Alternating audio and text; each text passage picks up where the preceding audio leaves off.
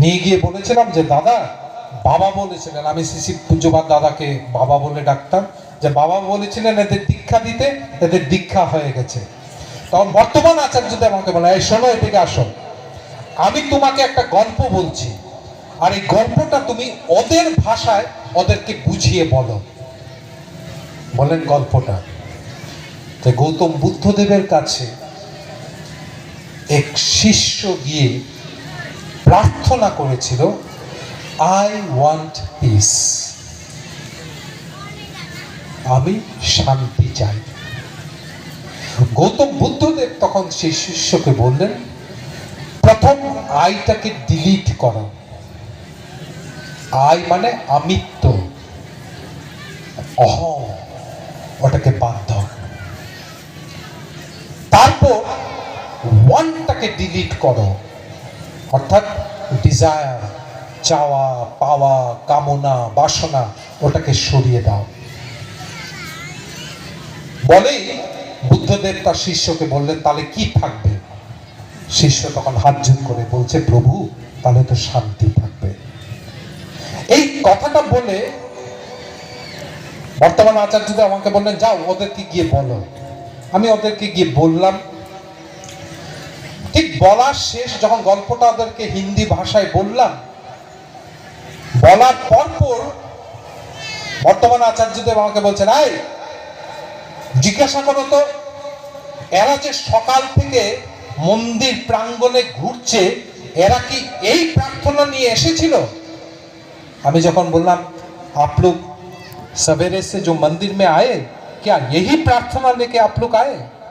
স্বামী স্ত্রী হু হু হু করে কাঁদছে, কাঁদতে কাঁদতে বলছে, দাদা 2 दिन से खाना नहीं खाया, 2 रात से सोया नहीं हम लोग। कल रात हमारा बीबी रोते रोते अपना जो तकिया है, बालिश जेटा আছে, वो पूरा भिगवा दिया दादा। जैसे ही सवेरे हुआ, हम अपना एक आत्मीय, ওদের একজন আত্মীয় আছে पुष्पा नामे, हम अपना आत्मीय को फोन, पुष्पा को फोन करके पूछा, पुष्पा बोलो ना, कहाँ जाने से शांति मिलेगा? तो पुष्पा ने हम लोग को बोला, सत्संग के आचार्य देव परम पूज्यपाद श्री दादा शिलोंग में अवस्थान है, आप लोग जाइए वहां पर, वहां जाने से आप लोग को शांति मिलेगा। स्वामी श्री दुजने बोलছে যে दादा, हम लोग यही शांति का प्रार्थना लेके आया। বর্তমান আচার্যদেব আমাকে বলছে, কি বলছে? আমরা আগে ওরা এই প্রার্থনা নিয়ে আসছিল, আই ওয়ান্ট পিস। তিনি মুচকি হাসলেন। তার এই মুচকি হাসাতে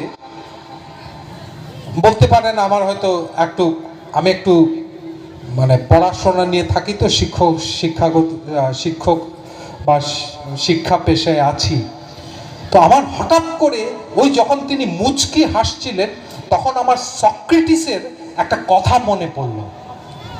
সক্রেটিস বলছেন, he who knows not that he knows not is a fool, shun him. যে জানে না যে সে কিছুই জানে না, সে একটা বোকা, তুমি তার পরামর্শ নিও না। এই সমাজে কিন্তু অনেকেই আমরা আছি যে আমরা জানি না যে আমরা কিছু জানি না, কিন্তু তাও একটা দাম্ভিক অহংকার নিয়ে আমরা সমাজটাকে বিভক্ত করে কেমন করে চুরমার করে তুলছি। সক্রেটিস বলছেন, he who knows not that he knows not is a fool, shun him. তারপর সক্রেটিস বলছেন, he who knows that he knows not is a friend.